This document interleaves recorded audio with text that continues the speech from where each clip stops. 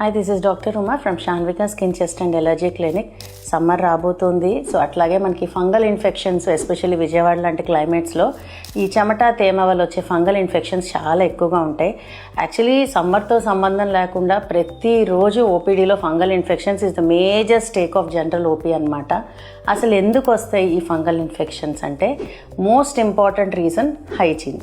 So ఖచ్చితంగా ఈ చెమట తేమె అనేది మీరు అవాయిడ్ చేసుకుంటూ మీరు బట్టలన్నీ కూడా కొంచెం కాటన్వి లూజ్వి వేసుకుని కొంచెం బట్టలు బెడ్షీట్స్ టవల్స్ ఏదైతే ఉపయోగిస్తారో మొత్తం ఎండలో ఆరేసుకుంటూ 2 పూట్ల స్నానాలు, సో ఇవన్నీ మీరు ఖచ్చితంగా చేస్తే ఈ ఎండాకాలం and in of course so lot of hydration, so కొంచెం వాటర్ కంటెంట్ అనేది కూడా మీ బాడీలో తగ్గకుండా చూసుకుంటూ మీరు జాగ్రత్తలు తీసుకుంటే ఈ సీజన్లో చాలా కామన్గా వచ్చే ఫంగల్ ఇన్ఫెక్షన్స్ని మనం ప్రివెంట్ చేసుకోవచ్చు.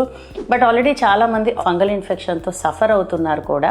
చాలా కామన్గా వినిపించేది ఏంటి అంటే మేము ట్రీట్మెంట్ తీసుకుంటున్నాం ఫంగల్ ఇన్ఫెక్షన్స్కి, ఒక 2 వీక్స్ వాడుతున్నాం, 3 వీక్స్ వాడుతున్నాం, తగ్గినట్టే తగ్గుతుంది, మళ్ళీ రికరెన్స్ వస్తుంది అంటే that is because of something called resistant fungal infections అండి. అంటే ఈ మధ్య కాలంలో వచ్చే ఫంగసెస్ అన్నీ కూడా చాలా మొండిగా ఉంటున్నాయి.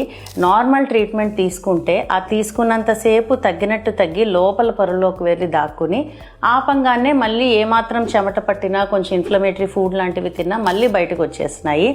ఒకవేళ మీరు ఇలాంటి resistant tinea or resistant fungal infection or తెలుగులో తామర అంటారు, వీటితో బాధపడుతుంటే కనుక మీరు లోకల్ మెడికల్ షాపో లేకపోతే ఆర్ఎంపీల దగ్గరకో కాకుండా డర్మటాలజిస్ట్ని అప్రోచ్ అయితే అది నార్మల్ ఫంగల్ ఇన్ఫెక్షనా లేకపోతే ఈ రెసిస్టెంట్ ఫంగల్ ఇన్ఫెక్షన్ అనేది చూసి దానికి తగ్గట్టు ఒకవేళ రెసిస్టెంట్ ఫంగల్ ఇన్ఫెక్షన్ అయితే లాంగ్ టర్మ్ కోర్స్ అండ్ దానికి తగ్గట్టు వేరే మల్టీ డ్రగ్ థెరపీ అనేది మీకు ఇస్తారు.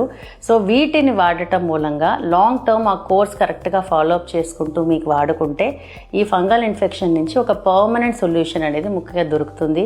ముఖ్యంగా హాస్టల్స్లో ఉండే వాళ్ళకి, రూమ్స్లో ఉండే వాళ్ళకి, గుంపుగా ఎక్కువ మంది ఉండే వాళ్ళకి, బాగా చెమట పట్టే బాడీ తత్వం ఉన్న వాళ్ళకి, ఒకరి బట్టలు ఒకరు వేసుకునే అలవాటు ఉన్న వాళ్ళు ఇంకాస్త ఎక్కువ జాగ్రత్తగా ఉండాలి. ఇన్ఫ్లమేటరీ ఫుడ్స్ లైక్ ఈ మసాలాలు, కారాలు, బయట ఫుడ్ వీటన్నిటిని కూడా ఈ ప్రాబ్లంతో సఫర్ అయ్యే వాళ్ళు అవాయిడ్ చేయాలి. Thank you.